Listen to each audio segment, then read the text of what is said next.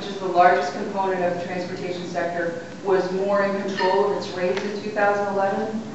Trucking costs also rose 6.2%, with the intercity truck segment up about 6.9% and the local delivery segment up 4.7%. With the exception of December, which was a record month for truck tonnage, the volume was basically flat.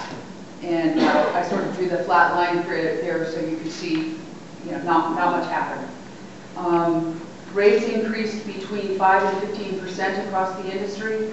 Larger companies tended to be on the higher side of the rate increases, while smaller companies tended to be on the lower side.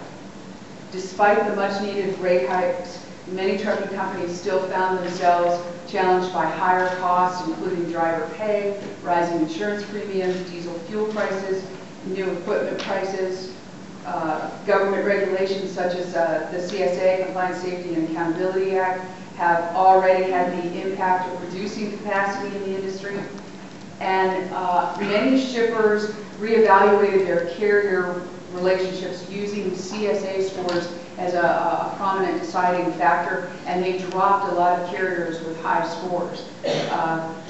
It was very quick for us to realize that that wasn't going to work out so well, because particularly in the LTL market, we tend to have a lot of carriers that had higher CSA scores, and so you were getting down to where you would effectively reduce your capacity and really reduce the choices that you had.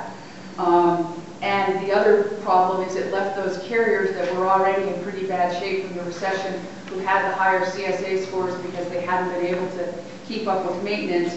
That left them in an even worse position if they weren't able to at least carry traffic and be able to reinvest in their fleet. I'm recommending that when you use the CSA scores, you use it as a component.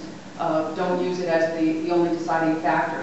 I know the prospect for liability litigation really prompted that sort of snap response or knee-jerk response.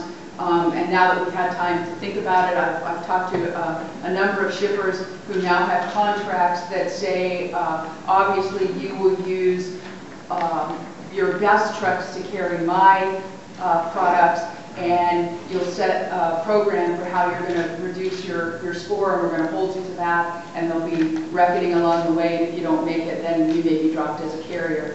And I think that given what's happening to trucking capacity, that's a really good move, and we should be working together. We're going to have even less trucking capacity.